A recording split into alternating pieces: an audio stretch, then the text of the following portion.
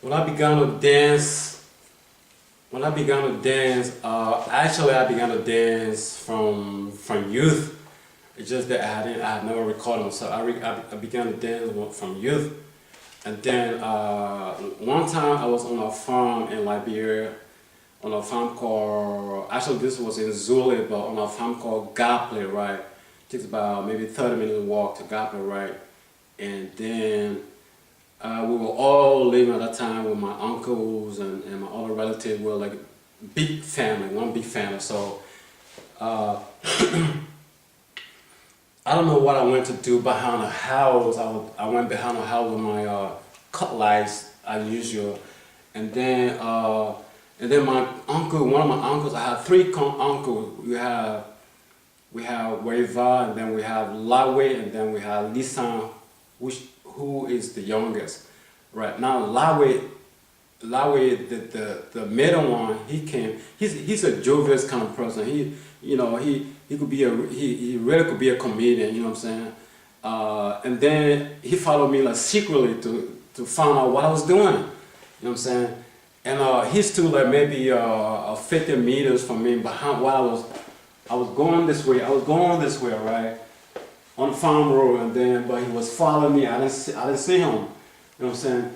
So as I stood there on the road, thinking that I'm the only person around. I was just dancing. You know, I think I was doing it, and I might have been a 10 years old. Anyway, it's 9, 10 years old, and he shouted. He said, like I said, he passed to be a comedian. He said, "Oh, in our dialect." He said it in our dialect, Gil. That's my mom's dialect. And he said, "Oh, Sami Gatanga, or Sami Gatanga, or Sami's dancing. Come and see him, come and Sami Gatanga." Because for him, it was kind of strange for me to be dancing by myself. I never expressed any kind of joy in my life, not at all, not at that age. You know what I'm saying? For the matter is that I was a shy boy. You know, I was always reserved. You know, like a serious type. You know what I'm saying? You know, contrary to my younger brother. You know what I'm saying? My younger brother, his name is Joseph. He was a wild type. I mean, you know, like Christmas time, people would be dancing all over. People would be dancing. My brother would be dancing. There was a dance. I don't know. The dance is always from the state. Anything in Liberia those days in the 60s and the 70s, if it's a new dance in Liberia, anything new in Liberia, even the way we talk, it's always from the state. You know, when you come to the state, then we come to Liberia. So there was this one dance. You know, people that hit each other like that. You know, hit each other like that. And I remember, I remember my brother dancing that show. I remember him dancing like that, and I was just standing still. You know, standing still. But that's me. He's a wild type. And so my uncle saw me dancing. You know, I kind of got shy.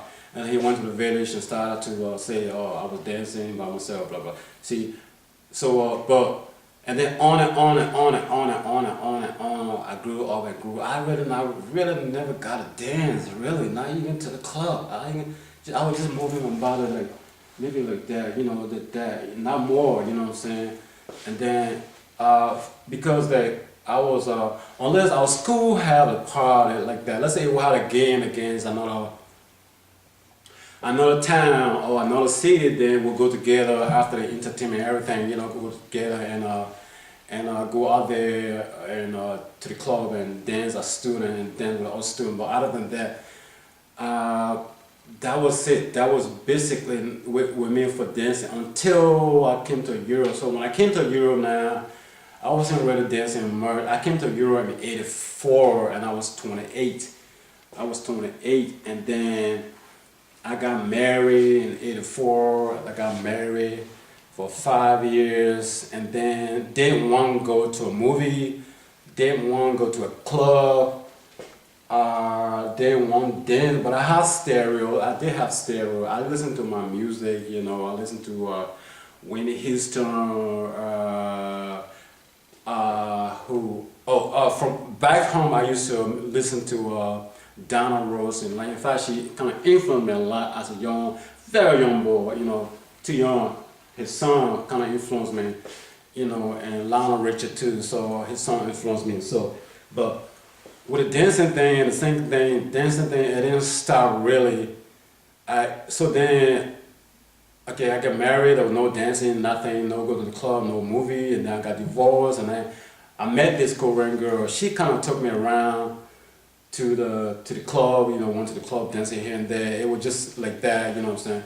And then I wanted to stay, I went to the music school, music tech, and singing, in karaoke, singing karaoke's and sing along. And then I used to go to the club now and then, but you know what I'm saying? Real dancing started last year. I went and bought a camera, I usually what I do, I usually sing along songs. So I wanted to record myself to hear how it sound. You know what I'm saying?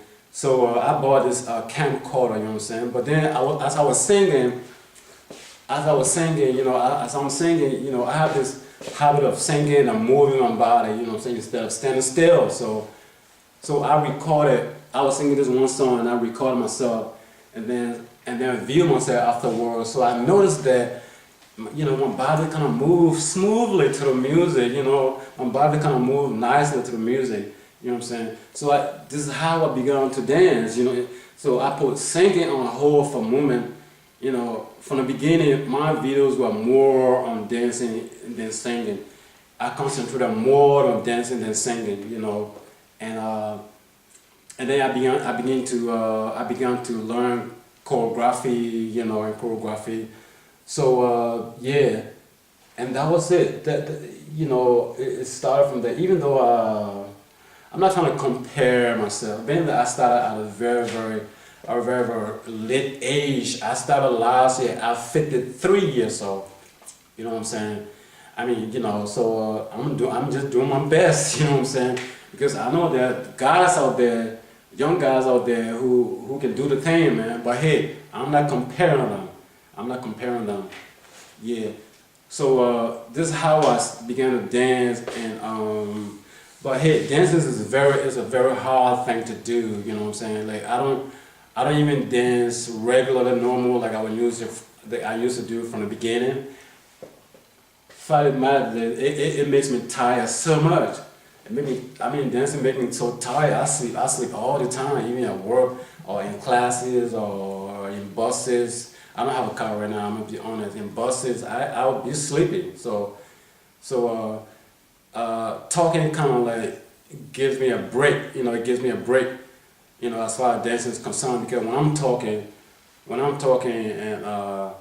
and view myself later on, I spend more time viewing myself talking than viewing myself dancing, singing now compared to before. You understand? Yeah. That was it. Dancing. I like, one thing about dancing is like, I don't do dancing because it's just fun or something that I do because I don't have nothing to do. I guess it had to do with my joy, the joy that I have within me. I'm just expressing it in some way. You know what I'm saying? Because like. And plus, research also says that, when you dance, you get informed, you're in good shape. You know what I'm saying? You get in good shape, and your heart gets stronger. You know what I'm saying? You extend your longevity as well. In dancing, your body is in tune, it's informed. You know what I'm saying? And it's the same thing with singing. Once you sing. Singing kind of gives you longevity as well, for the fact that the vocal training that you do, once you do your vocal, all the vocal training that you do, no matter what, you know what I'm saying, gives you this is what research told me, you know what I'm saying, singers do live for a long time unless you have some incurable diseases, because for the fact that the way they breathe, the way singer breathe is different compared to normal breathing, you know what I'm saying? So it have a great impact on the immune system. You know, it makes the immune system stronger. So when I'm dancing or singing, even though people are saying, you know, you don't dance or you don't sing, I don't care. I don't care what to say. I'm my own person. You know what I'm saying? If you mind people in this world, if you listen to people in this world, you won't go nowhere. I mean, nowhere at all. No, you won't go nowhere. Or some of my friends, when I started, oh, you can't dance, or you can't dance. These are the same people that are sitting down, always sitting down on a couch in front of the TV and a computer and not moving their body once, but just sitting there and condemning people. You know, I'm saying, if somebody's out there doing a little thing, you know, it don't have to be a big thing. I'm a fan of someone who has the nerve to go out there and do whatever he's or she's able to do, regardless of what. You know what I'm saying? But because of fear of what other people might say, you know what I'm saying, they become the product of passivity, if you can put it that way. You know what I'm saying? You know, yeah. There's a life in life to be just wasting my time. Education is good. Education is good. It's knowledge. Knowledge is power, and that's good. It's good to impart knowledge to the others too, because you know, as generation comes and generation goes, you know, the knowledge that you impart upon people, it carries on. You know what I'm saying? This is what the world. This is how the world goes around, but I personally consider knowledge to be passive, you know what I'm saying? I'm a type of person who has a lot of things in me, just to be sitting down with books and, you know, and not being able to move my body or do what I want to do with my life. I have accumulated the knowledge that I wanted to accumulate in my life. You know, I began this dancing thing last year. So for 53 years, for 52 goddamn years, I've been with books. You know what I'm saying? I started when I finished high school, and then when I entered college with books. You know what I'm saying? It's all, like when I was at the Aarhus University doing political science, we had a pen. I don't know what it's called in English, but you know, they give you a list of books, a list of the books that you have to read for the coming lecture, or let's say like tomorrow now. You know what I'm saying? Or let's say for the whole week, right? We have a list of books that we have to read. It's called a PIMSum. You know what I'm saying? And you have to make sure that you read all these books before the week is over. So this is all what we do. We just reading, sitting down. This is how I have a back problem right here. Cause sitting down, you know what I'm saying? And I think I have got enough. It comes to a point where I want to be active now. You know, yeah. Some of my families are always comparing me to my brother Acton Johnson for the fact that he has a PhD. Good for him. Good for him. Because whatever anyone does in this life, that's on them, and whatever I do is on me. Him having a PhD doesn't mean that he's gonna feed the whole family, or me not having a PhD. It doesn't mean that if I had a PhD, then I would have gone out there and feed the whole family. No, everybody is for him or herself. You know, whether he has a PhD, that's his own problem. If you don't have a PhD, that's your problem. You know what I'm saying? So don't kind of compare me to my brother. You know what I'm saying? Ignorant people. I said so ignorant.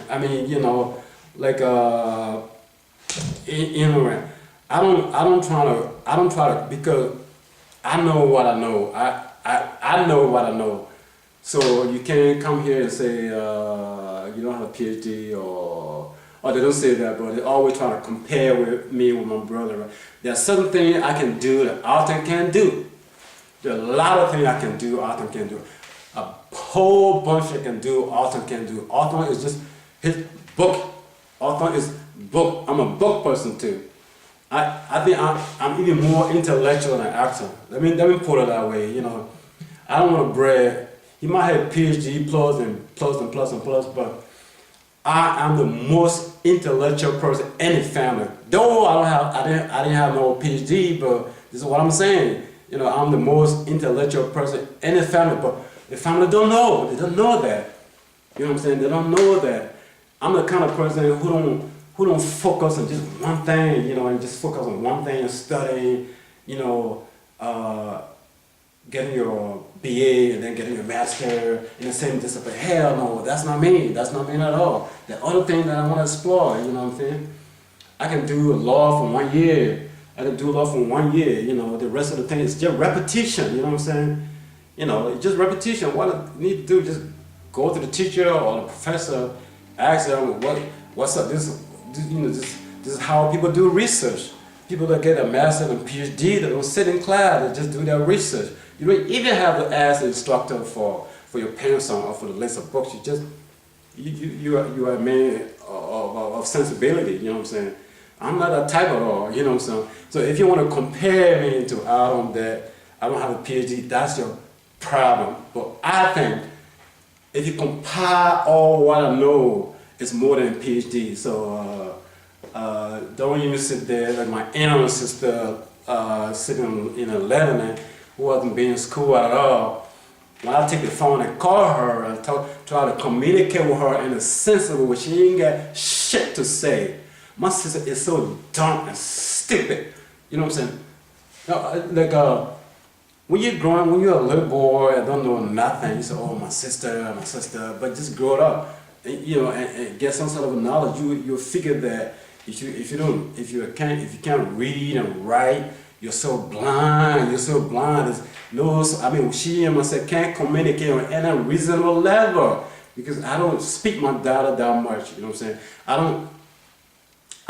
She got me speaking my daughter by the way because I don't speak English to her, and most of the time she understands what I'm saying. So unlike my older brother Peter, who was in Monrovia now, he has a habit of talking to my sister in English.